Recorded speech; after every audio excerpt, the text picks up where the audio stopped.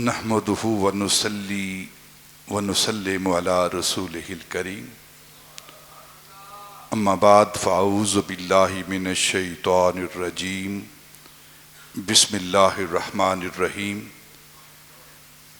قال اللہ تعالی فی کلامہ المجید البرہان الرشید والفرقان الحمید یا ایہا الذین آمنوا اتقوا اللہ وذروا ما بقی من الربا ان کنتم مؤمنین فإن لم تفعلوا فأذنوا بحرب من اللہ ورسولہ صدق اللہ مولانا العظیم وصدق رسولہ النبی الکریم ونحن علی ذلک من الشاہدین والشاکرین والحمد للہ رب العالمین وقال اللہ تعالی فی مقام آخر احل اللہ البیع وحرم الربا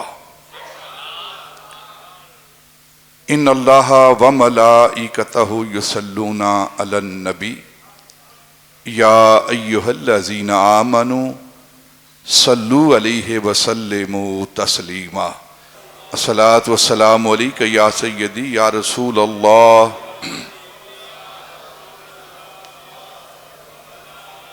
وعلی آلک واصحابک یا رحمت للعالمین۔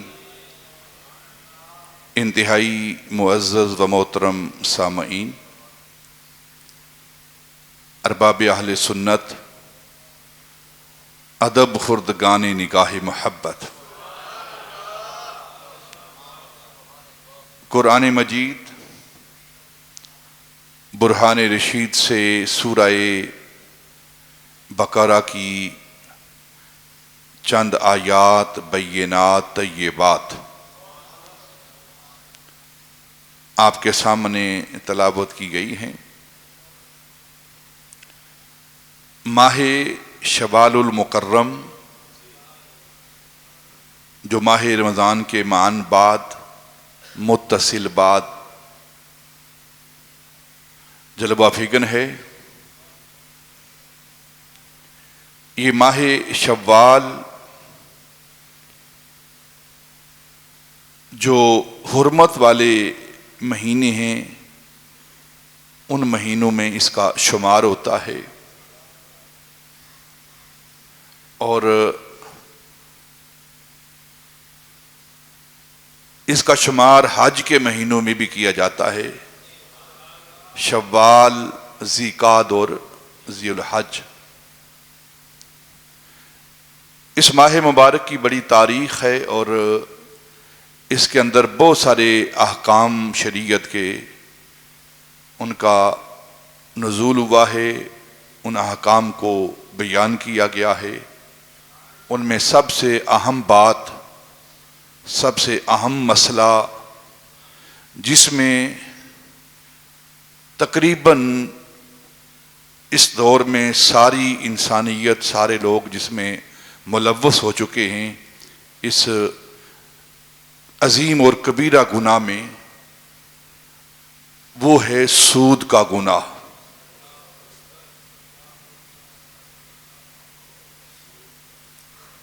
یہ کبیرہ گناہوں میں سے ایک گناہ ہے، اور تقریباً نبی پاک صلی اللہ علیہ وسلم نے فرمایا کہ ایک ایسا وقت آئے گا لوگ سود سے بچ نہیں پائیں گے۔ اگر بہت کوئی احتیاط کرنے والا ہوگا تو وہ بھی احتیاط کرنے والے کا معاملہ یہ ہوگا کہ اس سود کی جو گرد و غبار اس پر ضرور پڑے گی۔ آج انشاءاللہ سمجھنے اور سمجھانے کے انداز میں اس نیت کے ساتھ کہ اللہ ہمیں اس گناہ سے محفوظ رکھے، اور اگر ہمارا کوئی معاملہ ہے تو ہم اللہ کی بارگاہ میں سچی توبہ کریں گے اور آئندہ اس گناہ سے دور رہیں گے۔ اس نیت کے ساتھ چند باتیں جو سمجھ آتی ہیں انشاءاللہ وہ آپ کی خدمت میں قرآن و سنت کی روشنی میں پیش کی جائیں گی۔ قرآن پاک کا اسلوب ہے بیان کرنے کا اگر ہم قرآن پاک کو پڑھیں، جہاں اللہ رب العزت عذاب کا ذکر کرتا ہے اس کے ساتھ ثواب کا ذکر بھی ہوتا ہے۔ جہاں اللہ رب العزت ایمان والوں کا ذکر کرتا ہے ساتھ کفار کا ذکر ہے، کفار کا ذکر ہے ساتھ ایمان والوں کا ذکر ہے، ایمان والوں کا ذکر ہے اور ساتھ منافقین کا بھی ذکر ہوتا ہے، اور ان کے اندر تمیز کی جاتی ہے کہ ایمان والوں کے لیے کیا اجر ہے اور منافقین اور کفار کے لیے کیا عذاب ہے۔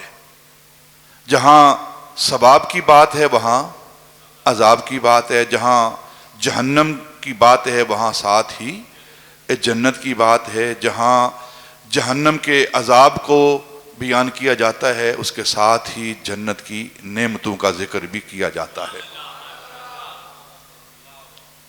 جہاں اللہ رب العزت بے یقینی کا، بے ایمانی کا ذکر کرتا ہے ساتھ ساتھ پھر جو صاحب یقین ہیں ان کا بھی ذکر کرتا ہے، اور پھر یقین کی منازل جو ہیں ان کا بھی ذکر کرتا ہے، اور جو صاحب یقین ہیں ان کے لیے کیا رتبے اور کیا مرتبے ہیں ان کا بھی ذکر کرتا ہے اللہ رب العزت۔ یہ قرآن کا اسلوب ہے، دونوں ہی راستے اللہ رب العزت دکھاتا ہے، دونوں راستے بیان فرماتا ہے، دکھاتا ہے۔ آگے دونوں راستوں کو بیان کر کے حضرت انسان سے فرماتا ہے کہ میں نے دونوں راستے تیرے سامنے رکھ چھوڑے ہیں، ہدایت کا راستہ بھی، گمراہی کا راستہ بھی، خرابی کا راستہ بھی اور آبادی کا راستہ بھی، تباہی کا راستہ بھی اور آبادی کا راستہ بھی، یہ دونوں راستے تیرے سامنے رکھ چھوڑے ہیں،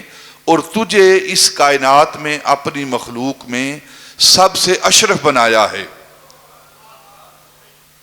انسان کو اللہ رب العزت نے اپنی مخلوق میں سب سے اشرف المخلوقات بنایا ہے، اور اشرف المخلوقات ہونے کا مطلب یہ نہیں کہ انسان کے اندر بہت ساری طاقت ہے، اس کا وجود بہت بڑا ہے، یہ کھاتا بہت ہے، اس وجہ سے یہ اشرف المخلوقات نہیں۔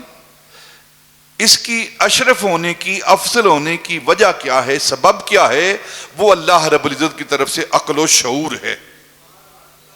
جو عقل عطا کی گئی ہے اس کو، جو شعور عطا کیا گیا ہے، اس وجہ سے، اس شعور اور عقل کی وجہ سے اس کو اشرف مخلوق رکھا گیا ہے، تاکہ اپنے عقل، اپنے شعور، اپنے ادراک، اپنے فہم کی وجہ سے یہ حق اور باطل، جھوٹ اور سچ، برائی اور اچھائی کے درمیان فرق کر سکے، اور دونوں راستوں میں سے جو راستہ اللہ کی طرف جاتا ہے اس کا تعین کر سکے۔ اس لیے اللہ رب العزت نے انسان کو اشرف المخلوقات بنایا ہے۔ تو جہاں اللہ رب العزت حلال کی بات کرتا ہے اس کے ساتھ حرام بھی بیان کر دیتا ہے، اور الحلال بین والحرام بین، یہ ایک قاعدہ کلیہ ہے کہ کوئی چیز اب مبہم نہیں رہی، پردے میں نے رہی، اللہ رب العزت، اللہ کے رسول نے ہر چیز کو واضح کر دیا ہے، حلال بھی واضح ہے اور حرام بھی واضح ہے۔ اللہ رب العزت نے قرآن پاک کے اندر ارشاد فرمایا کہ اے ایمان والو، تم سود کو چھوڑ دو اگر تم ایمان والے ہو، اگر تم ان کنتم مؤمنین، اگر تم ایمان والے ہو، فَإِن لَمْ تَفْعَلُوا فَأَذَنُوا بِحَرْبٍ مِّنَ اللَّهِ وَرَسُولِهِ، اور اگر تم نہیں چھوڑو گے تو پھر اللہ اور اللہ کے رسول کی طرف سے اعلان جنگ سن لو۔ فَأَذَنُوا بِحَرْبٍ مِّنَ اللَّهِ وَرَسُولِهِ، اللہ اور اللہ کے رسول کی طرف سے اعلان جنگ۔ دو مقامات پر اللہ رب العزت نے اعلان جنگ کیا ہے کہ میں ان لوگوں کے ساتھ اعلان جنگ کروں گا۔ اب اللہ کے ساتھ جنگ کون کرے اور کون جیتے گا؟ ایک جو سود خور ہیں، سود لینے والے ہیں، ان کے حوالے سے، اور دوسرے لوگ کون ہیں؟ جو اللہ کے ولیوں کے دشمن ہیں۔ بخاری شریف کی حدیث پاک ہے، اللہ کے محبوب نے فرمایا، اللہ فرماتا ہے، حدیث قدسی ہے یہ، من عاد لی ولیا فقد آذنتہ بالحرب. اللہ رب فرماتے ہیں جس نے میرے ولی کے ساتھ دشمنی رکھی، میرے دوست کے ساتھ دشمنی رکھی، میرے محبوب کے ساتھ دشمنی رکھی، اسے میرا اعلان جنگ ہے، اسے میرا اعلان جنگ ہے. یہ حدیث قدسی ہے.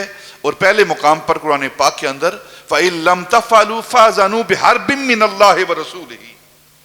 اور دوسرا وہ لوگ جو سود لیتے ہیں، سود کا کاروبار کرتے ہیں، سود کے معاملات کرتے ہیں، ان کے ساتھ اللہ فرماتا ہے میرا اعلان جنگ ہے. صرف بات سمجھنے کی کوشش کریں گے، بنیادی جو چند باتیں ہیں سود کے حوالے سے. لفظ سود یہ فارسی اور عربی زبان میں استعمال ہوتا ہے. لفظ سود آپ بیسکلی یہ فارسی زبان کا لفظ ہے. اردو میں بھی یہ لفظ استعمال کیا جاتا ہے. آپ اکثر ایک لفظ سنتے ہیں سود و زیاں. سود و زیاں، سود کا مطلب ہے منافع، سود کا مطلب منافع، اور زیاں کا مطلب ہے خسارہ، نقصان. یہ اردو میں ہم اس کو سود کا لفظ بولتے ہیں، استعمال کرتے ہیں. عربی میں اس کو ربا کہتے ہیں، عربی میں اس کو ربا کہتے ہیں، اور انگلش میں سے انٹرسٹ کہتے ہیں. انگلش میں سے انٹرسٹ کہتے ہیں سود کو.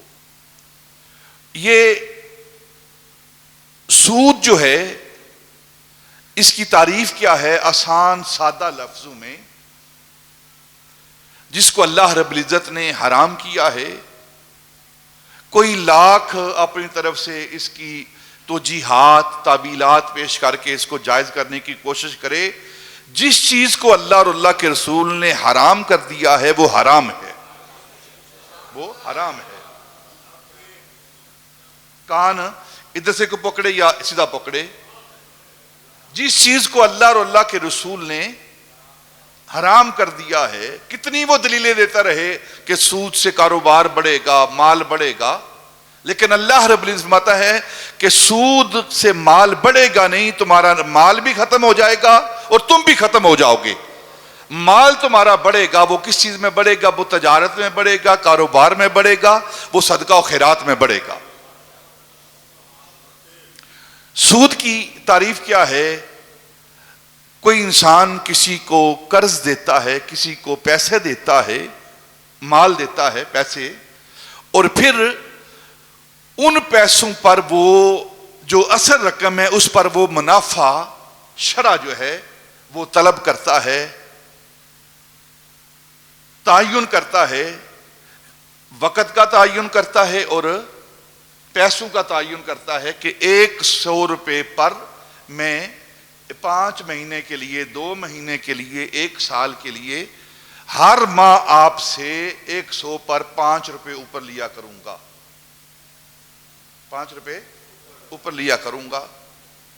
تو یہ جو 5 روپے اوپر لے رہا ہے اس کو شریعت نے، اللہ اور اللہ کے رسول نے سود کہا ہے، اس کو سود کہا ہے.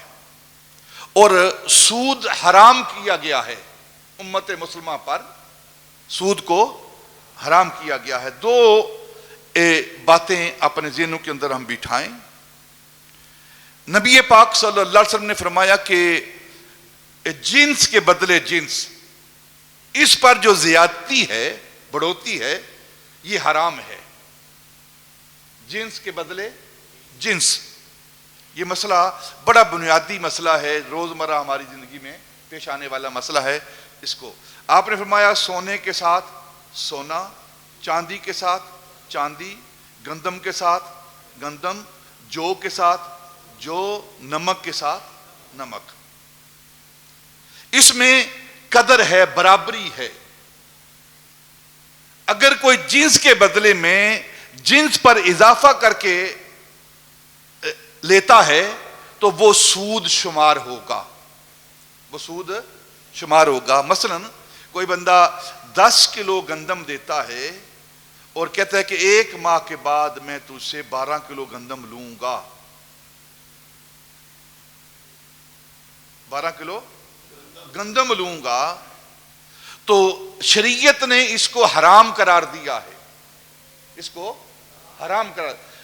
جنس کے بدلے جنس، یہ میں لفظ اس لیے استعمال کر رہا ہوں تاکہ آگے جو تھوڑی بات کروں گا میں آسانی کے ساتھ آپ سمجھ جائیں گے.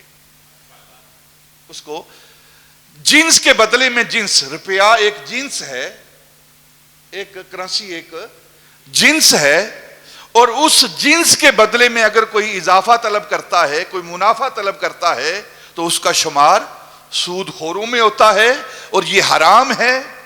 کتنا حرام ہے انشاءاللہ آگے جا کر بیان کرتا ہوں میں کہ اس کی سزا کیا ہے اور حرام کتنا ہے. اگر جنس تبدیل ہو جاتی ہے، ایک مسئلہ سمجھیں، جو ماڈرن لینگویج ہے اس کے اندر ایک سسٹم بولا جاتا ہے جس کو بارٹر سسٹم کہتے ہیں. بارٹر سسٹم کیا ہے کہ جب کرنسی نہیں ہوتی تھی، نوٹ، کرنسی، سکے نہیں ہوتے تھے، اس کا وجود نہیں تھا، تو اس وقت بھی اللہ کی مخلوق زمین پر رہتی تھی، اپنا نظام چلاتی تھی. ہر بندہ ہر کام نہیں کر سکتا. معاشرہ مل جل کر رہنے کا نام ہے. معاشرہ مل جل کر رہنے کا نام ہے. ہر بندے کی ضرورت ہے اپنی، اور ہر بندہ اپنی ضرورت خود پوری نہیں کر سکتا. مثلا بندے کی ضرورت ہے لباس پہننا، بندے کی ضرورت ہے کھانا پینا، بندے کی ضرورت ہے جوتے پہننا، بندے کی ضرورت ہے سواری کو استعمال کرنا. یہ ضروریات انسانی ہے. تو ہر بندہ وہ اناج بھی بیجے، وہ گھی بھی بنائے، وہ کپڑا بافی بھی کرے، پارچہ بافی بھی کرے، کپڑا بھی بنے، وہ جانور بھی رکھے، وہ سواری بھی رکھے، چلائے بھی اور بیٹھے بھی اس میں. یہ ایک انسان کے لیے ناممکن ہے. اور جب انسان معاشرے میں رہتا ہے تو معاشرے کے مختلف افراد مختلف اجناس کے اندر کام کرتے ہیں. کوئی گھی بناتا ہے، کوئی جو بیچتا ہے، کوئی گندم بیچتا ہے، کوئی کھجوروں کے باغ، کوئی انگور کے باغ لگاتا ہے، کوئی بندہ کپڑا بافی کرتا ہے، پارچہ بافی کرتا ہے، کوئی جوتے بناتا ہے، کوئی شکر اور شہد کا کام کرتا ہے. تو اب یہ جو چیزیں ہیں یہ مختلف اجناس ہیں، یہ مختلف اجناس ہیں. اللہ رب العزت کے محبوب نے فرمایا کہ جب نوعان ہو جائیں، جن سے مختلف ہو جائیں، تو پھر تمہاری مرضی ہے، آپس میں دونوں بیع و شراء اپنی مرضی کے مطابق، اپنی طبیعت کے مطابق، اپنی سمجھ کے مطابق آپ بیع و شراء کر سکتے ہیں. جب اجناس تبدیل ہو جائیں. جب سسٹم نہیں تھا کرنسی کا، جب سسٹم نہیں تھا سکے کا، تو اس وقت کیا ہوتا تھا کہ اس معاشرے کے مطابق، اس وقت کے مطابق کوئی دو بندے آپس میں ایک کاروبار کرتے ہیں. ایک کپڑا بافی کرتا ہے، پارچہ بافی کرتا ہے، کپڑے بناتا ہے، اور دوسرا گھی بناتا ہے، اور تیسرا ایک گندم اور جو بیچتا ہے. تو اب وہ گھی 1 کلو گھی کے بدلے میں 10 کلو اگر وہ گندم اور جو لیتا ہے، اور دونوں اس بات پر راضی ہو جاتے ہیں، اس بیع و شراء پر، تو شریعت نے اس کے جواز کا حکم دیا ہے. وہ سود کے زمرے میں. سود کا معنی کیا ہے؟ سود کا معنی ہے زیادتی، بڑھوتری، نفع، یعنی زیادہ چیز لینا. زیادہ کہاں لینا منع ہے؟ جب جنس ایک ہوگی. جب جنس ایک ہوگی. یہاں ایک حدیث پاک نبی پاک صلی اللہ علیہ وسلم نے، دیکھیں، قربان جاؤں اپنے آقا مولا کی ذات پر، اپنی امت کے لیے ایک لمحہ بھی ایسا نہیں چھوڑا کہ امت کو بے سہارا چھوڑا ہو. کیوں نہ ہم قربان جائیں اپنے آقا مولا پر.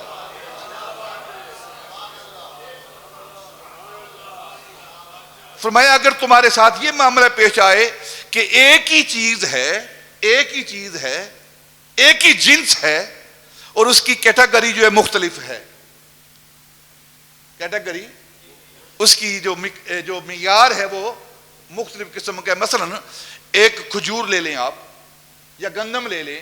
ایک گندم ہے عام گندم جس کے اندر تھوڑی خرابی بھی ہے، چاول ہے ٹوٹا ہے، ٹوٹا ہوا چاول ہے، اور پورا اچھا چاول ہے، دونوں جنس ایک ہی ہے، لیکن اب اس کا معیار اور معاملہ قدر جو ہے ایک جیسی نہیں ہے. تو اگر یہ معاملہ آ جائے تو نبی پاک نے فرمایا کہ گو کہ ایک حدیث پاک موجود ہے کہ آپ اس کو تبدیل کر سکتے ہیں، اعلیٰ چیز آپ لے سکتے ہیں زیادہ تھوڑی چیز دے کر نا، مثلا 2 کلو آپ اچھے چاول لے سکتے ہیں 10 کلو ٹوٹا دے کر. لیکن نبی پاک نے فرمایا یہ چیز بھی سود کے زمرے میں آئے گی، یہ بھی اس کے ساتھ مشابہت رکھتی ہے. لہذا تم کیا کرو کہ اپنی ادنا جنس کو پہلے فروخت کرو اور پھر اس فروخت شدہ رقم سے آپ اعلیٰ جنس خریدو. اب جنس کی بات ہو رہی ہے، جب کرنسی نہیں تھی، پیسہ نہیں تھا، سکہ نہیں تھا مال خریدنے کے لیے، اور یہ جو حکومت وقت ہوتی ہے یہ اس کے ذمہ ہوتا ہے، اس کا اختیار ہے، حکومت کا اختیار ہے کہ ایک سادے کاغذ پر وہ مہر لگائے اپنی، اور کہے یہ سادہ کاغذ جو بالکل سادہ ہے، مہر ہماری لگی ہے، اور یہ 100 کے نوٹ کے برابر ہے، 100 کے نوٹ کی قیمت ہے اس کی. تو ہر بندہ اس حکومت کے اس حکم کو مانے گا، کیونکہ حکومت کا حکم چل رہا ہے، مہر چل رہی ہے. سادے کاغذ کو کہے کہ وہ 100 ہے تو وہ 100 ہی ہے. اور اگر اللہ رب العزت، اللہ کا رسول اور اللہ کے ولی اگر مہر لگا دیتے ہیں کسی پر تو اس کا حکم بھی ویسے ہی چلتا ہے. تو اب جو جنس ہے، جنس کے بدلے میں جنس، یہ حرام کے زمرے میں آئے گی، سود کے زمرے میں آئے گی. اگر جنس تبدیل ہو جاتی ہے تو پھر شریعت نے اس کے جواز کا فتویٰ دیا ہے، جائز قرار دیا ہے. مثلا ایک بندہ وہ گھی کو بناتا ہے، دوسرا بندہ وہ گندم بیچتا ہے، تیسرا کپڑے بناتا ہے. تو اگر کوئی 1 کلو گھی کے بدلے میں 10 کلو جو یا گندم کا سودا کرتا ہے، یا 1 گز کپڑے کے بدلے میں ½ کلو چینی کا وہ فیصلہ کرتا ہے، سودا کرتا ہے، تو شریعت نے اس کو جائز قرار دیا ہے. اب یہاں بڑھوتی کا معاملہ نہیں، کیونکہ جنس تبدیل ہو گئی ہے. اور یہی نظام تھا جسے بارٹر سسٹم کہتے ہیں. پرانے وقت میں یہ اس دور میں جب یہ کرنسی نہیں تھی اس وقت یہ سسٹم چلتا تھا. اور جب کرنسی آ گئی ہے تو اب جو کرنسی کے بدلے میں کرنسی ہے یہ بھی اب مختلف اجناس ہیں. ایک سوال ذہن کے اندر آئے گا کہ ایک ڈالر ہے، ایک برٹش پاؤنڈ ہے، ایک پاکستانی روپیہ ہے، یا اس سے کم یا ترکش لیرہ ہے. تو اب یہ ساری ایک جنس ہے؟ نہیں، ایک جنس نہیں ہے. ایک جنس نہیں ہے. کیوں ایک جنس نہیں ہے؟ آپ کہیں گے سارے پیسے ہیں. تو سارا ہی اناج ہے، گندم بھی اناج ہے، جو بھی اناج ہے، کھجور بھی اناج ہے، گھی بھی اناج ہے، تو سب کی ایک قیمت کیوں نہیں ہے؟ یہ مختلف اشیاء ہیں. تو ہر ملک کی کرنسی اس کا اپنا ایک ویلیو ہے، اس کی اپنا ایک معیار ہے. تو اگر آپ ایک کرنسی لے کر دوسری کرنسی کو خریدتے ہیں اس کی قیمت کے مطابق تو شریعت نے اس کو جائز کیا ہے. اگر کہیں کہ ایک ہی جنس ہے تو پھر 1 پاؤنڈ لے لیں، ہم سارے پاؤنڈ ہی لیں گے، پھر ڈالر ہی لیں گے، پیسے تو کوئی نہیں، روپیہ تو کوئی نہیں لے گا. پھر تو اگر ہم چینج کرتے ہیں، ایکسچینج کرتے ہیں، 1 ڈالر دے کر اگر 200-300 روپیہ ملتا ہے ہمیں، تو یہ شریعت نے اس کے جواز کا فتویٰ دیا. یہ جائز ہے کیونکہ یہ مختلف اجناس ہیں، مختلف چیزیں ہیں. جب اتنی بات ہمیں سمجھ آ گئی ہے، اللہ رب العزت نے بیع کو حلال کیا ہے اور سود کو حرام کیا ہے. اور سود کی تعریف بڑے آسان سادہ لفظوں میں ہم سمجھ چکے ہیں کہ وہ رقم جو انسان کسی قرض لینے والے کو دیتا ہے اور ساتھ شرائط رکھتا ہے، تعین کرتا ہے کہ اتنے پیسوں کے بدلے میں، اتنے وقت کے بدلے میں آپ سے اتنے پیسے لوں گا. تو وہ اوپر والی جو رقم ہے وہ بغیر کسی ایفرٹ کے، بغیر کسی کوشش کے، بغیر کسی عمل کے وہ رقم حاصل کر رہا ہے. اور یہ شریعت نے حرام قرار دیا ہے، سود حرام قرار دیا ہے. کوئی بھی اب صورت کر لیں، چاہے وہ پرسنل لون کی صورت میں کر لیں، چاہے وہ بزنس لون کی صورت میں کر لیں، بینک سے جو لیتے ہیں ہم، جب ہم کرنسی لے لیں گے بینک سے، چاہے وہ پرسنل لون لیں ہم، تو وہ پرسنل لون بھی حرام ہے. اگر وہ بزنس لون لیتے ہیں، کاروباری لون لیتے ہیں، کمرشل لون لیتے ہیں، وہ بھی حرام ہے. کچھ ماڈرن قسم کے آج کل کے جو اپنے آپ کو کہتے ہیں ہم بڑے پڑھے لکھے ہیں، لیکن وہ شریعت کی منشا اور شریعت کی جو چاہت ہے نا اللہ کے رسول کی، اس سے ناواقف ہیں، اس سے ناواقف ہیں. وہ لاکھ کوشش کریں سود کو. یہ اسلامی بینکنگ کی جا رہی ہے، اسلامی بینکنگ ہو رہی ہے جی. سارا سود کا معاملہ ہے، سب سود ہے اور سارے کا سارا حرام ہے. کہاں جہاں سے مرضی پکڑ لیں آپ. تو اللہ اور اللہ کے رسول نے اس کو منع کیا ہے. اور خود اللہ رب العزت قرآن پاک میں ارشاد فرماتے ہیں کہ یہ لوگ آپ کے ذہنوں میں ڈالتے ہیں کہ اگر ہم سود استعمال کریں گے، منی سرکولیٹ کریں گے، بینک سے پیسے لیں گے، ویلیو جو ہے پیسے کی ویلیو کم ہوتی جائے گی، اجناس کی ویلیو زیادہ ہوتی جائے گی اور کاروبار بڑھتا جائے گا. تو اللہ فرماتا ہے کہ اللہ سود کو مٹاتا ہے اور صدقے کو بڑھاتا ہے. یہ قرآن پاک کی آیت ہے. سود کو مٹاتا ہے. یم اللہ الربا، اللہ سود کو مٹاتا ہے اور صدقے کو بڑھاتا ہے. اس پر نبی پاک صلی اللہ علیہ وسلم نے فرمایا کہ جو انسان سود کے معاملات کرتا ہے، سودی کاروبار کرتا ہے، تو اس کا ایک وقت آئے گا نہ اس کے پاس وہ پیسہ رہے گا اور نہ ہی اثر رقم رہے گی. دونوں چیزیں تباہ ہو جائیں گی. اور آپ ایسے افراد کو دیکھتے ہیں جو کروڑوں اربوں روپے لے کر بینکوں سے کاروبار کرتے ہیں، پھر ایک وقت آتا ہے وہ بینک سے سود لے کر ان کے کپڑے بھی سود کے، ان کے لباس بھی سود کے، ان کی گڑیاں بھی سود کی، ان کی گاڑیاں بھی سود کی، ان کے جوتے بھی سود کے، ان کے جسم کے اندر جو خون ہے وہ بھی سود سے بھرا ہوا. اور پھر ایک وقت آتا ہے کہ ایک ٹگے کے وہ مالک نہیں ہوتے، سب کچھ حرام کمائی کی طرح بہ جاتا ہے اور وہ خالی کے خالی ہوتے ہیں. اور جو صدقہ دیتے ہیں، اللہ کی بارگاہ میں خرچ کرتے ہیں، دیتے وہ تھوڑا سا ہیں، لیکن اللہ رب العزت جب انعام دیتا ہے تو اس تھوڑے سے روٹی کے ٹکڑے کو پہاڑ بنا کے اس کے سامنے رکھتا ہے. نبی پاک صلی اللہ علیہ وسلم کی حدیث پاک ہے. نبی پاک نے فرمایا صلی اللہ علیہ وسلم، آپ نے فرمایا کہ آپ دیکھیں ایک انسان ایک روٹی کا ٹکڑا، کھانے کا ایک ٹکڑا وہ اللہ کی راہ میں صدقہ کرتا ہے، کسی مہمان کو کھلاتا ہے، کسی اپنے بھائی کو لنگر کھلاتا ہے، روٹی کا ٹکڑا کھلاتا ہے، تو اللہ رب العزت اس کے اس عمل کو پہاڑ جتنا بنا کے اجر کے طور پر پیش کرتا ہے. مجھے ایک بات یاد آ گئی کشف المحجوب کی. حضرت داتا علی اجویری رضی اللہ تعالیٰ عنہ آپ فرماتے ہیں میں ایک دن مراقبے میں بیٹھا ہوا تھا. حضرت داتا علی اجویری، داتا گنج بخش، آج بھی 1000 سال بیت چکا ہے، قریب ہے 1000 سال آپ کو اس دنیا سے پردہ کیے ہوئے. آج بھی ہزاروں انسان روزانہ آپ کی بارگاہ سے لنگر کھاتے ہیں، ان کا پیٹ پلتا ہے. رازق اللہ ہی ہے، رازق اللہ ہی ہے، لیکن اس نے اپنے رحمت کے نشان بنا کے رکھے ہیں. یہ اس کی رحمت کے نشان ہیں یہ لوگ اولیاء اللہ کے دربار اور آستانے، کہ اگر آپ نے میری رحمت کو لینا ہے، تلاش کرنا ہے، تو پھر آپ میرے ولیوں کو دیکھیں، میرے محبوب بندوں کو دیکھیں، جہاں وہ بستے ہیں وہاں میری رحمت برستی ہے.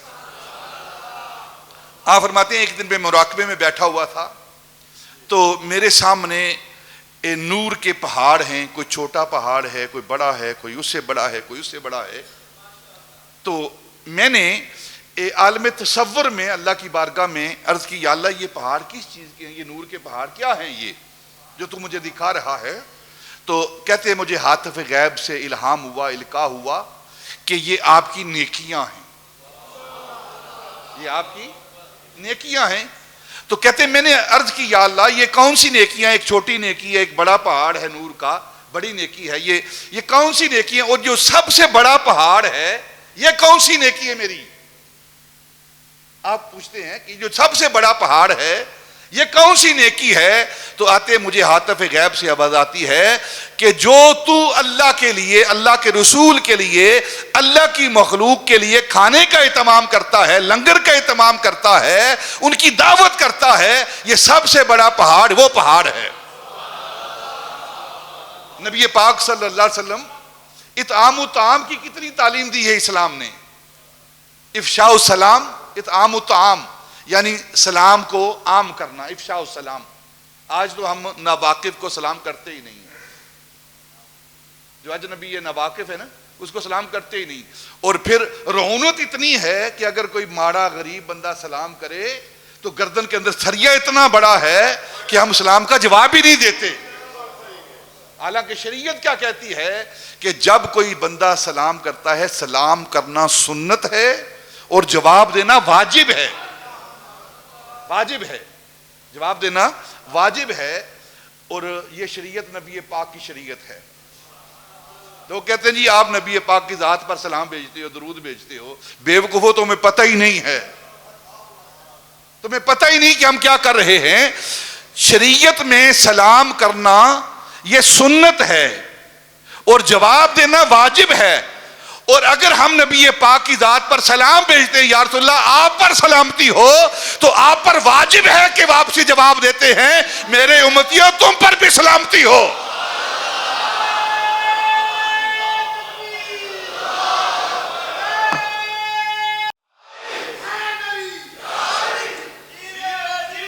تو نبی پاک صلی اللہ علیہ وسلم نے ارشاد فرمایا کہ جو سود ہے یہ مٹا دیا گیا ہے، انسان کی کمائی کو مٹاتا ہے، انسان کے مال کو مٹاتا ہے، اور جو انسان اللہ کی رضا کے لیے صدقہ کرتا ہے اس کے اندر اضافہ ہوتا ہے اور وہ نور کے پہاڑ بنتا ہے۔ تو بیع کو، کاروبار کو یہ بڑھتا ہے، یہ کاروبار انسان جب کاروبار کرتا ہے، معاملات کرتا ہے، اور جب سود کے معاملات کرتا ہے اس کے ذہن کے مطابق تھوڑی دیر کے لیے وہ سمجھتا ہے میرا مال بڑھ رہا ہے، حالانکہ مال بڑھ نہیں رہا بلکہ کم ہو رہا ہے۔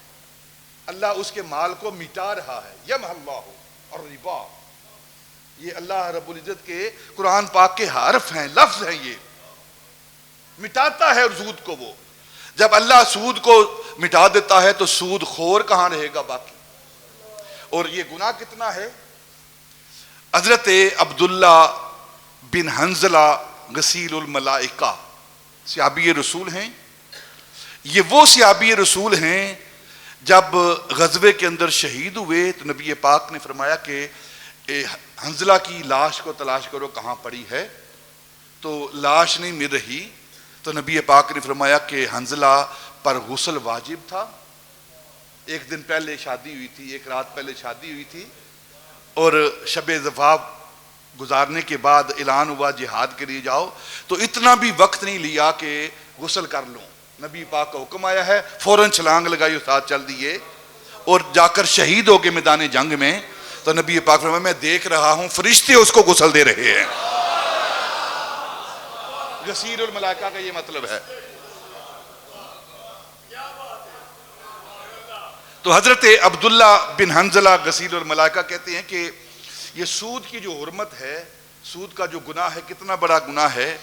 آپ فرماتے ہیں کہ 1 روپیہ سود کا، 1 روپیہ جو سود کا لیتا ہے، اس کا گناہ کتنا ہے، کتنا بڑا گناہ ہے، گویا 36 بار وہ زنا کا گناہ کرنے والا ہے۔ زنا 36 بار کوئی شخص گناہ کرے، زنا کرے، تو وہ اتنا، اس کا مطلب یہ نہیں کوئی زنا اس کا اب اجازت ہو گئی ہے یا یہ کم گناہ ہے، نا، اس کی سزا کیا ہے؟ زنا کی کوڑے اور پھر رجم، سنگسار کرنا، یہ چھوٹی سزا نہیں ہے۔ اور 36 بار زنا کرنا یہ کم گناہ ہے، اور 1 روپیہ سود کا لینا یہ بڑا گناہ ہے۔ اور حضرت ابو ہریرہ رضی اللہ تعالیٰ عنہ اور حضرت عبداللہ بن سلام رضی اللہ تعالیٰ عنہ جو یہود کے بڑے علماء میں سے تھے، جو تورات اور انجیل کا علم رکھنے والے تھے، نبی پاک کو دیکھ کر جب ہجرت کر کے گئے آپ تو اسلام لے آئے، نبی پاک کی غلامی میں آ گئے۔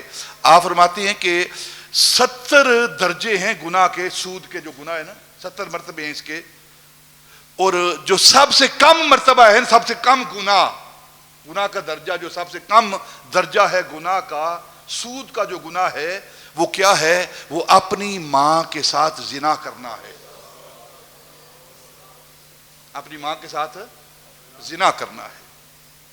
یہ کم سے کم درجہ ہے، جو سب سے چھوٹا گناہ لکھا جاتا ہے سود کا، تو اب بڑے جو سزا ہوگی وہ کتنی بڑی سزا ہوگی۔ کیا مطلب ہے اس بات کا؟ یہ ایک بڑی خوبصورت ایک بات فقہ کی میں آپ کے سامنے رکھنے لگا ہوں۔ یعنی کم از کم کیا ہے؟ کم از کم کیا ہے کہ اپنی ماں کے ساتھ زنا کرنا ہے، اور جب انسان اپنی ماں کے ساتھ زنا کرتا ہے تو دائرہ اسلام سے خارج ہو جاتا ہے۔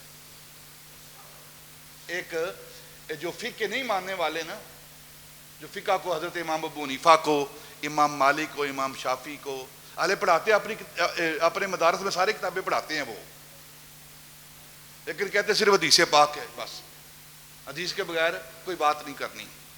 تو ایک سوال اس کے اندر ہے فقہ کی کتابوں کے اندر، خاص کر جو ہماری ہدایہ ہے سب سے بڑی فقہ کی کتاب، اس کے اندر ایک مسئلہ ہے کہ جو شخص اپنی ماں کے ساتھ زنا کرتا ہے اس پر کوئی حد نہیں ہے، لیس لہو حد، تعزیر حد، تعزیر سزا اور حد۔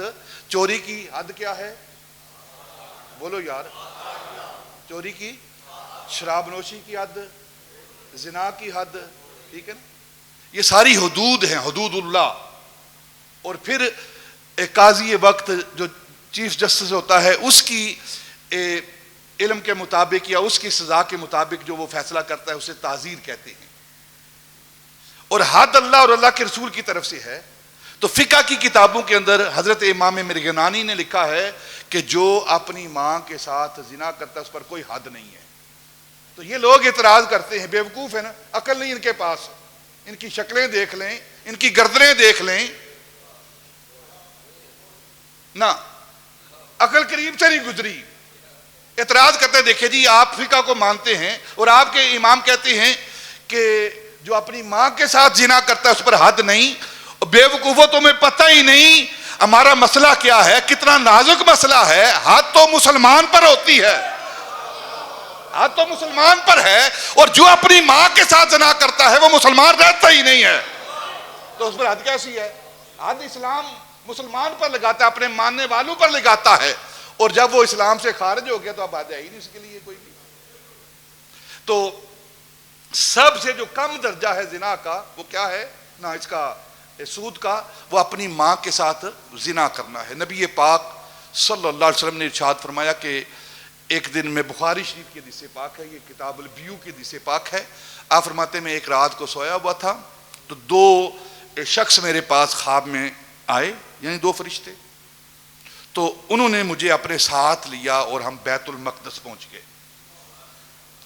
اور بیت المقدس پہنچنے کے بعد تھوڑی دیر ہم آگے سفر کے لیے نکلے تو کیا دیکھتے ہیں کہ ایک خون کا دریا ہے، اس خون کے دریا کے اندر ایک شخص کھڑا ہے، اور ایک شخص اس خون کے دریا کے کنارے کھڑا ہے، اس کے ہاتھ میں ایک سخت قسم کی دات، آپ لوہا کہہ لیں یا پتھر کہہ لیں، سخت قسم کی دات اس کے ہاتھ میں ہے، اور جو وہ خون کے دریا کے اندر شخص ہے وہ کوشش کرتا ہے، جو وہاں عذاب ہو رہا ہے اس کو، جو تکلیف پہنچ رہی ہے اس کے اندر، تو وہ کوشش کرتا ہے کنارے کی طرف آنے کے لیے، تو وہ جو کنارے پر شخص کھڑا ہے جس کے ہاتھ میں ایک سخت لوہے کی کوئی دات کوئی چیز پڑی ہوئی ہے، وہ اس کے سر پر زور سے مارتا ہے تو واپس اس کو دھکیل دیتا ہے اس دریا کی طرف،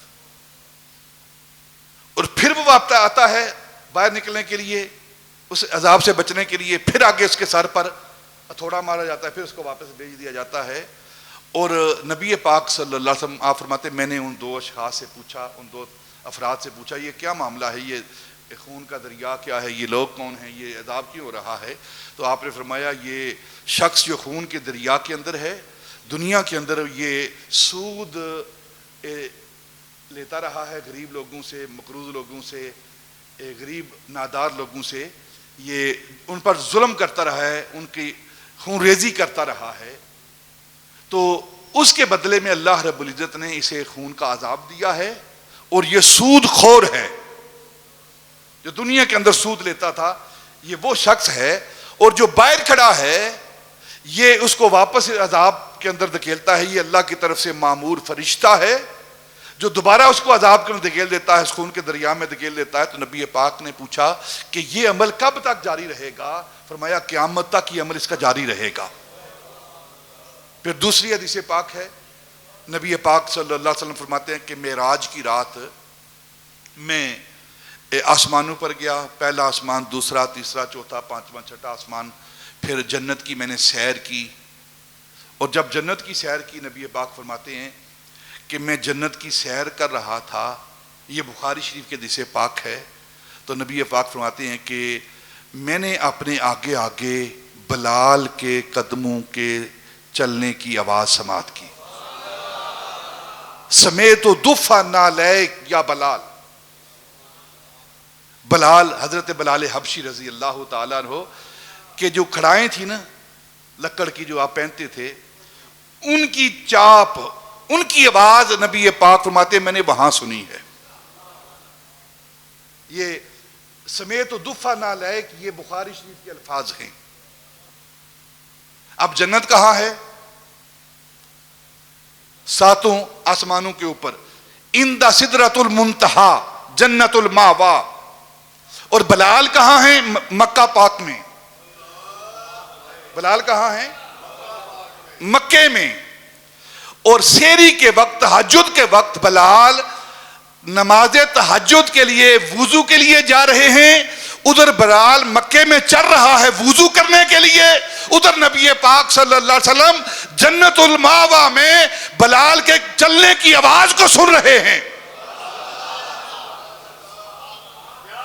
جو نبی ہمارا، جو آقا ہمارا اتنی دور جنت کے اندر جا کر وہ مکے کے اندر بلال کے چلنے کی آواز سنتا ہے، آج وہ مدینہ المنورہ میں بیٹھ کر ہمارے درود و سلام کو کیوں نہیں سنتا وہ؟ تو نبی پاک صلی اللہ علیہ وسلم فرماتے ہیں کہ میں نے جنت کی سیر کی، اور پھر آپ فرماتے ہیں میں نے جنت کی سیر کرتے ہوئے ایک محل دیکھا، زمرد،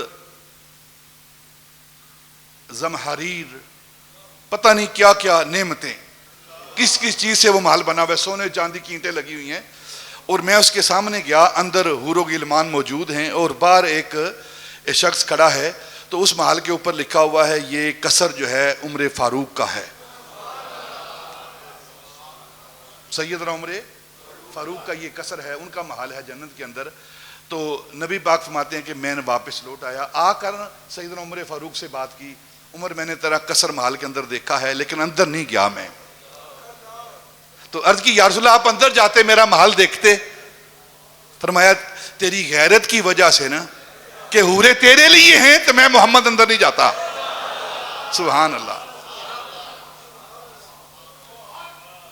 تو نبی پاک صلی اللہ علیہ وسلم نے یہ حدیث بڑی پڑھی ہیں، بخاری کی، سیاستہ کی حدیث کی کتابیں بڑی پڑھی ہیں جو نبی پاک صلی اللہ علیہ وسلم نے معراج کی رات جنت کی سیر کی ہے، یہ کہاوتیں اور کہانیاں نہیں ہیں۔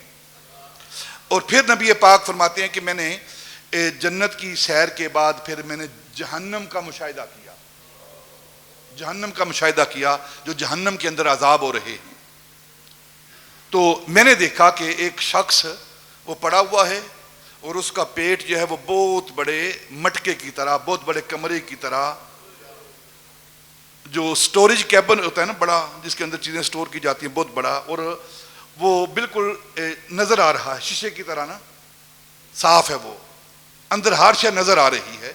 تو میں کیا دیکھتا ہوں، نبی پاک صلی اللہ علیہ وسلم نے فرمایا کہ میں کیا دیکھتا ہوں کہ اس کے اندر سانپ ہیں، طرح طرح کے یہ جانور ہیں چھوٹے، کیڑے مکوڑے جو اس کو تکلیف پہنچا رہے ہیں، عذاب دیا جا رہا ہے۔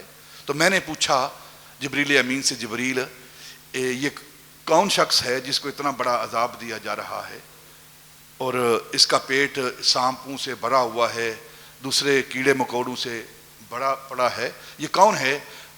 تو جبریل امین عرض کرتے ہیں یا رسول اللہ یہ سود خور شخص ہے، سود خور شخص ہے جو سود لیتا تھا دنیا میں. اور نبی پاک صلی اللہ علیہ وسلم فرمایا کہ جو سود لیتا ہے، جو سود دیتا ہے، جو سود لکھتا ہے، جو سود لینے والے کی وکالت کرتا ہے، جو سودی کاروبار کی گواہی دیتا ہے، اور سود پر اللہ اور اللہ کے رسول کی لعنت ہے، اللہ اور اللہ کے رسول کی لعنت ہے. جس طرح شراب بنانے والے پر، شراب بیچنے والے پر، شراب ڈلیور کرنے والے پر، شراب سرو کرنے والے پر، شراب بیچنے والے پر اور شراب کے کاروبار کو لکھنے والے پر اللہ اور اللہ کے رسول کی لعنت ہے، اسی طرح سودی معاملات کے اندر بھی اللہ اور اللہ کے رسول کی لعنت ہے. جب اللہ اور اللہ کے رسول کی لعنت آ گئی ہے تو پھر انسان ترقی کس طرح کر سکتا ہے؟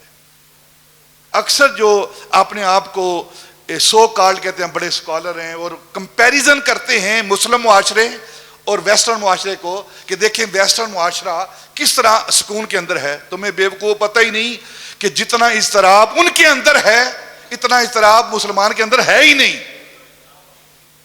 کہتے جی وہ بڑے خوشحال زندگی بسر کر رہے ہیں، خوشحال زندگی، بڑی اعلیٰ زندگی بسر کر رہے ہیں. جتنی بے چینی ان کے اندر ہے، جتنی بے چینی ان کے اندر ہے، جتنا اضطراب ان کے اندر ہے، جتنی بے سکونی ان کے اندر ہے، دنیا میں کسی فرد کے اندر اتنی بے سکونی نہیں ہے. آپ کہتے ہیں بڑی آسان زندگی بسر کر رہے ہیں، اگر ان پر کوئی $100 کی ایک ایکسٹرا کوئی جرمانہ پڑ جائے تو پورا ہفتہ وہ بیچارے پریشان رہتے ہیں، اپنے اخراجات کو میٹ وت نہیں کر سکتے. وہ میں اپنی ایک بات عرض کرتا ہوں. ایک مرتبہ میں نے ایک گورے سے پوچھا کہ آپ یہ شراب کیوں پیتے ہیں؟ تو کہنے لگا کہ بڑی بے چینی ہے، بڑی اضطراب ہے اندر. تو میں نے کہا پھر تو سارا ملک ہی مضطرب ہے آپ کا. جو اسلام نے اطمینان دیا ہے نا، غلطی کیا ہوئی ہم سے کہ ہم نے اللہ اور اللہ کے رسول کو چھوڑ دیا ہے، قرآن کو چھوڑ دیا ہے، قرآن کے احکام کو چھوڑ دیا ہے. اس لیے یہ بے چینی، یہ اضطراب، یہ مشکل ہمارے سر پر مسلط کر دی گئی ہے. اپنا روپیہ پیسہ کمانے کے لیے نہ حلال نہ حرام کی تمیز چھوڑ دی ہم نے. اور اللہ رب العزت نے فرمایا کہ من اعرض عن ذکری فإن له معیشۃ ضنکا، جو ہم سے دور ہو جائے گا، ہمارے محبوب سے دور ہو جائے گا، ہم اس کے رزق کے دروازے بند کر دیں گے. معیشت ضنکا، اس پر رزق تنگ کر دیں گے. سارا دن کام کرے گا پوری پھر بھی نہیں پڑے گی، دن رات کام کرے گا پوری پھر بھی نہیں پڑے گی. یہ اللہ رب العزت قرآن میں بیان کر رہے ہیں فَإِنَّ لَهُ مَعِيشَةً ضَنْكَ، جو ہم سے دور ہو جائے گا، ہمارے قرآن سے دور ہو جائے گا، ہمارے محبوب سے دور ہو جائے گا، تو اس کے لیے ہم رزق جو ہے تنگ کر دیں گے. کمائے گا بڑا، پیسے بڑے آئیں گے، لیکن شام کو پتہ نہیں چلے گا کہاں گئے ہیں، پتہ نہیں چلے گا. اور یہی ہمارے ساتھ ہو رہا ہے.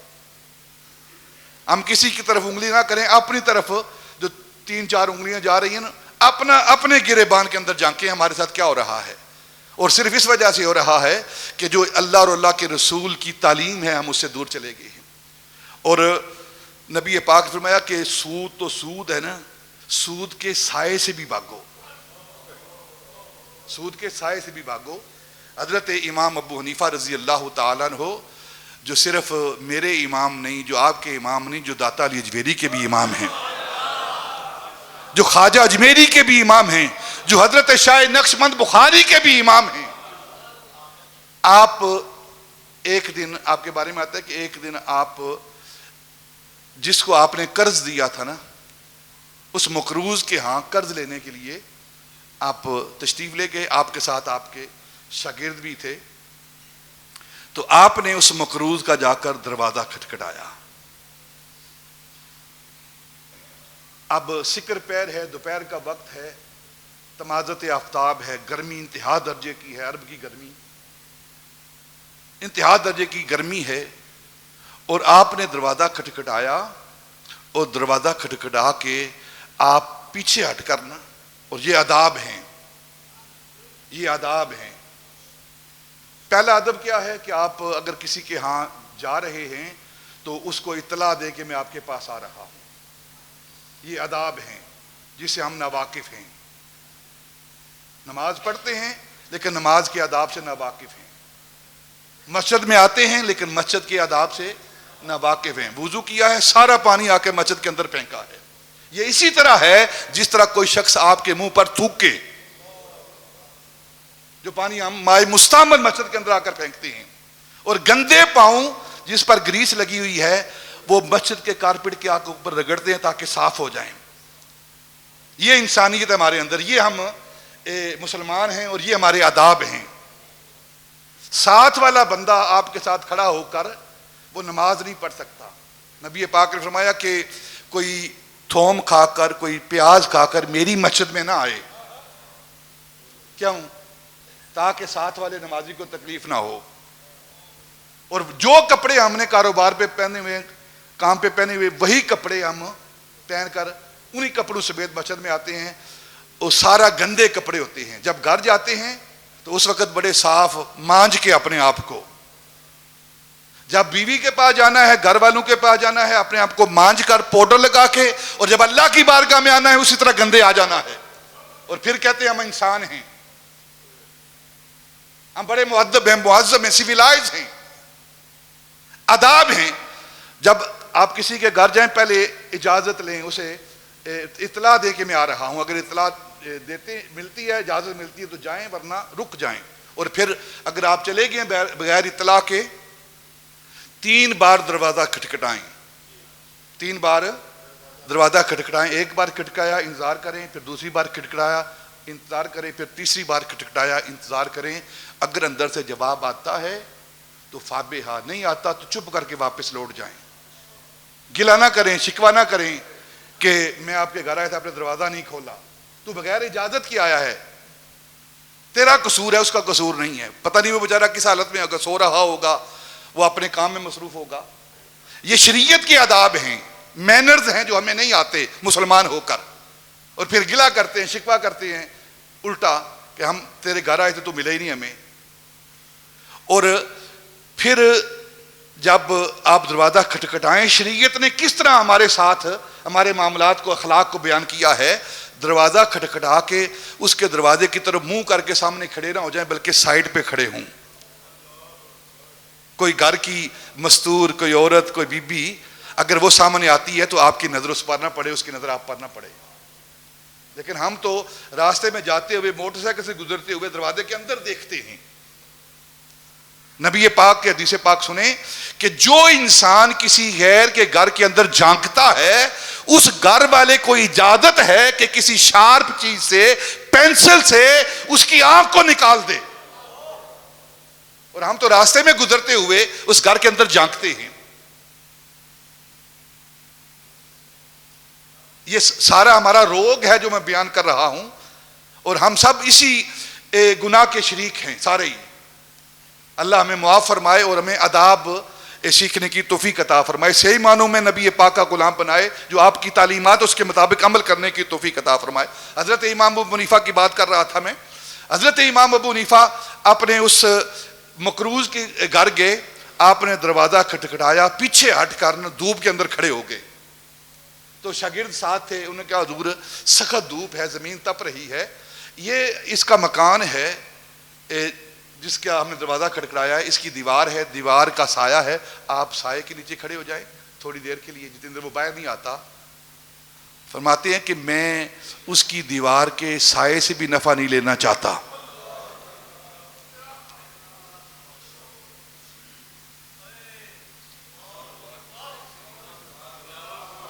کہیں وہ سایہ بھی سود کے زمرے میں نہ آ جائے۔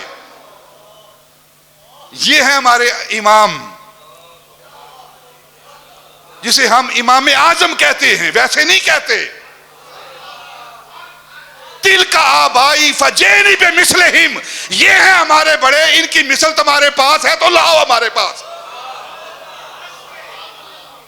فرماتے ہیں میں اس کے دیوار کے سائے کا بھی نفع نہیں لینا چاہتا، کہیں یہ سود کے زمرے میں نہ آ جائے۔ اور وہی امام ابو حنیفہ، ان کا دوسرا عمل کیا ہے؟ دوسرا عمل یہ ہے کہ ایک دن آپ جا رہے تھے اور راستے میں گزرتے ہوئے آپ کے استاذ کا گھر آیا اور اپنے استاد کے دروازے کے قریب سے گزرنے لگے، سایہ تھا تو آپ نے اپنے جوتے اتارے، اپنے جوتے اتار لیے اور استاد کے گھر کے دیوار کے سائے سے وہ گزرے ہیں بغیر جوتوں کے۔ کہتے میرے استاد کا گھر ہے، اس کا ادب ہے یہ کہ میں اس کے گھر کے سائے پر بھی قدم نہ رکھوں، میں میری خاک بھی اڑے گی، میری خاک بھی اڑے گی بادب تیری گلی سے، میری خاک بھی اڑے گی بادب تیری گلی سے، تیرے آستاں سے اونچا نہ میرا غبار ہوگا۔ مسلمان تو وہ ہے جو ادب کرتا ہے، احترام کرتا ہے، اپنے بڑوں کا احترام کرتا ہے، اپنے چھوٹوں کے ساتھ شفقت کرتا ہے۔ یہ اسلام کی تعلیم ہے جو ہم بھول چکے ہیں، اور اسی لیے ذلت مسکنت اس امت کا مقدر بنا دیا گیا ہے۔ دن رات حرام کے چکر میں، کوئی تمیز نہیں ہے، بس مرغی آنی چاہیے حلال ہے کہ حرام ہے، کاروبار چلنا چاہیے لوگوں کو حرام کھلا کے۔ اور میں پوری ذمہ داری کے ساتھ بات کرتا ہوں، اکثر یہ جو آپ شوارما کھاتے ہیں، یہ جو لوکل چیزیں کھاتے ہیں، یہ جو چکن اس کے اندر استعمال ہوتا ہے، یہ مردہ چکن ہوتا ہے، مردہ چکن ہوتا ہے۔ اور ہمارے سارے بچے، ہمارے سارے بڑے چھوٹے شوق کے ساتھ وہ شوارما لیا کھا رہے ہیں۔ نہ بیچنے والوں کو شرم ہے کہ ہم اپنے قوم کے ساتھ کیا ظلم کر رہے ہیں۔ اور اگر آپ اپنے گھروں کے اندر دیکھیں گے تو ہماری نوجوان نسل جو ہے وہ کثرت کے ساتھ کینسر کے مرض میں مبتلا ہو رہی ہے۔ نوجوان بچے ہیں، یہ غم ہے ہمارا، نوجوان بچے ہمارے، بیٹیاں ہماری، اور کینسر ہو گیا ان کو، پتہ نہیں چلا، آخری سٹیج ہوئی ہے، اور دوسرے ہفتے تیسرے ہفتے پاس اوے چلی گئی ہے بیچاری۔ اس کا سبب کیا ہے؟ یہ حرام، یہ حرام۔ آؤ اللہ کے رسول کے احکام کی طرف آئیں، ہم اپنی زندگی کو سادہ رکھیں، آسان رکھیں، ایک دوسرے کا خیال رکھیں، اپنے ہمسائے کا خیال رکھیں، کسی کی دل آزاری نہ کریں، کسی کی حق تلفی نہ کریں، تھوڑا کھا لیں لیکن حلال کھائیں، تھوڑا کھا لیں لیکن حلال کھائیں، یہ کثرت کے چکر میں نہ پڑیں۔ رہا یہ پیٹ تو جوں آپ اندر ڈالتے جائیں گے یہ آگے بڑھتا جائے گا، آگے بڑھتا جائے گا۔ میرے ایک بھائی تھے، کہنے لگے کہ ہم پاکستان سے آئے تھے امریکہ آسٹریلیا میں پیٹ کے لیے، اور پیٹ آگے بڑھ گیا ہے۔ تو اپنا خیال رکھیں، حلال کھائیں، حلال پہنیں، اور جو بندہ حلال کھاتا ہے اسی کی عبادت قبول ہوتی ہے، جو حلال کھاتا ہے اسی کا حج قبول ہوتا ہے۔ حدیث نبوی ہے، نبی پاک فرمایا کہ جو شخص حرام کمائی سے حج کرتا ہے تو وہ حج جو ہے کپڑے میں لپیٹ کر اس کے منہ پر مارا جاتا ہے، لے جا، تیرا سفر کا پیسہ بھی حرام، تیرا لباس بھی حرام، تیرا خون بھی حرام، تیرا احرام بھی حرام، تیری جہاز کی ٹکٹیں بھی حرام، اب تو حج کرنے آ گیا ہے میرے پاس۔ اور اگر انسان حلال کھاتا ہے، ادھر حلال کھاتا ہے، ادھر رب کی بارگاہ میں کھڑا ہوتا ہے، یا رب کہتا ہے تو 70 بار آواز آتی ہے، میرے بندے بتا تو کیا چاہتا ہے۔ تو اللہ رب العزت ہمیں سود کی لعنت سے محفوظ رکھے، اور رزق حلال ہمیں اللہ عطا فرمائے۔ وما علینا الا البلاغ۔